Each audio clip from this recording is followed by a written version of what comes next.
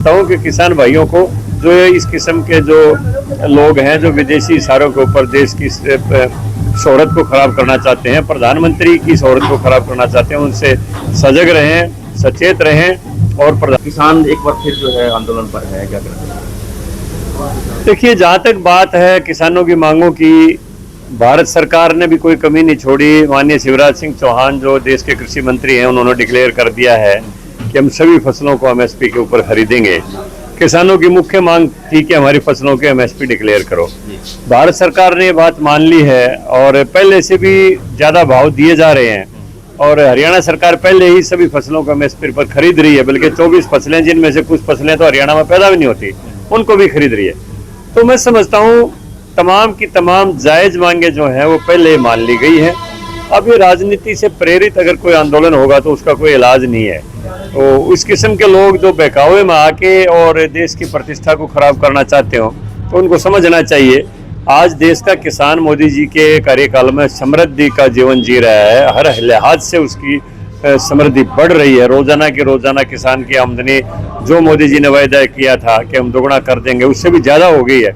जो बाजरा कभी 300-400 रुपये कुंटल बिकता था, आज हरियाणा में 250 रुपये कुंटल बाजरा बिक रहा है। तो किसी चीज़ की कोई कमी नहीं है।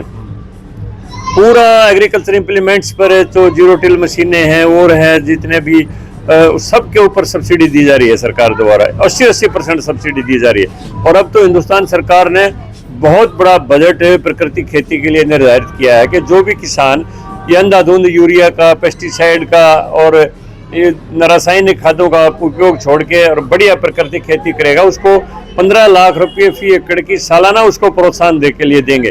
और 3 साल में 15 ना जुगना मतलब जमा 15 जमा 20 मतलब 50 लाख रुपये 3 साल में एक एकड़ का सरकार दे देगी, ताकि किसान प्राकृतिक खेती करे जिसमें फसल की गुणवत्ता बढ़े।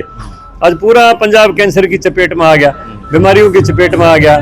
छोटे छोटे बच्चे जो है कैंसर से, हार्ट अटैक से, डायबिटीज से मर रहे हैं। तो ये फसल का जो आज जहरीलापन हुआ है उसका एक कारण है।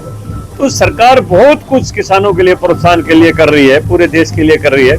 मैं तो समझता हूँ कि किसान भाइयों को जो इस किस्म के जो लोग हैं जो विदेशी इशारों के ऊपर देश की शोहरत को खराब करना चाहते हैं, प्रधानमंत्री की शोहरत को खराब करना चाहते हैं, उनसे सजग रहें, सचेत रहें और प्रधानमंत्री जी की स्कीमों का अनुकरण करते हुए साथ दें, देश की समृद्धि में योगदान दें।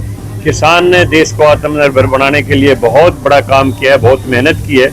जब कभी 40 करोड़ की आबादी थी देश की, तब भी बाहर से अनाज आता था। आज 150 करोड़ से ऊपर हम हो गए। आज हम 80 करोड़ लोगों को मुफ्त में अनाज भी दे रहे हैं और साथ साथ एक्सपोर्ट भी कर रहे हैं। तो किसान ने जिस तरह से मेहनत की थी, आगे भी जो प्रधानमंत्री का विजन है प्राकृतिक खेती का है, शुद्ध खेती का है, उस विजन को साथ देते हुए देश को आत्मनिर्भर बनाने में सहयोग दें, ना कि राजनीति से प्रेरित होकर कहीं देश के अमन चैन को खराब करें। किसान ये कह रहे हैं कि जो राज्यसभा सांसद है और हरियाणा के जो सांसद है वो एक प्राइवेट बिल लेके आए लोकसभा में। नहीं, कौन सा बिल लेके आए वो तो बताएं। किसान जो एमएसपी मिल रही है, एमएसपी मिल गई। एमएसपी सरकार ने डिक्लेयर कर दी बिल की। जब कृषि मंत्री ने कह दिया कि हम तमाम फसलों का एमएसपी पर खरीदेंगे, तो बिल हो गया। कृषि मंत्री का जो कहना होता है वो बिल ही होता है। तो क्या कहना चाहोगे किसानों से? बस मेरा तो यही है कि किसान भाई जो है ना सरकार का सहयोग करें, देश में अमन चैन की स्थिति बरकरार रखें, कोई ऐसा काम ना करें जिससे हमारा भाईचारा खराब हो, देश की अमन चैन की स्थिति खराब हो। और प्रधानमंत्री जी जो दुनिया के सबसे लोकप्रिय नेता आज हमारे हैं, उनकी नीतियों का अनुकरण करते हुए देश के विकास में सहभागी बने।